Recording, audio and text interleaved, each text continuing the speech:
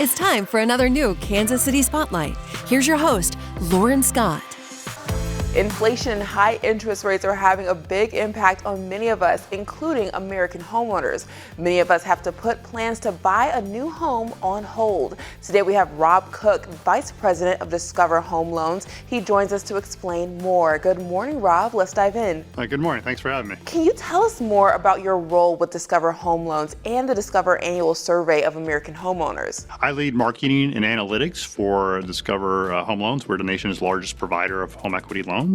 And one thing we do every year, which I'm always very excited about, is that we survey about 1,500 homeowners and we ask them, how is today's economy impacting their finances and their decision making as they think about perhaps buying a new home or doing home renovations. How is inflation impacting U.S. homeowners? What can they do about that? From an inflation standpoint, first thing people do are sort of like, if it's really impacting their budget, is reducing their discretionary spending. About 50% of our survey respondents have taken actions like that to reduce their spending, like on going out or other things that they have immediate control over.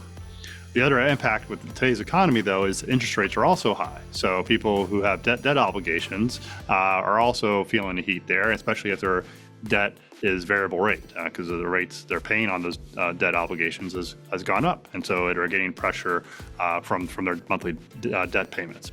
One thing people can do in that situation, though, is get their financial house in order. You can't necessarily control in terms of how much the groceries cost on a weekly basis, but you can get your financial house in order. And one thing you can do is take on what's called a debt consolidation loan, where you take on a new financing, use the proceeds from that loan to pay off your existing debt, and refinance it at a lower interest rate and lower your monthly payments and put you in a much stronger financial position going forward. Your survey found many homeowners would rather renovate than move. Can you tell us more about those findings and share your top tips for home renovating, budgeting, and financing? The overwhelming majority, 55%, said they would rather stay in their existing home and renovate it to make it even better. We're seeing that in terms of many people actually have projects underway or planning to do so in the next year. And in terms of how they manage these home renovations, I think it's one thing to be really mindful of is the cost of that renovation. So one thing is as you build out your budget, be very mindful that the cost may come in a little bit higher than anticipated. About 50% of people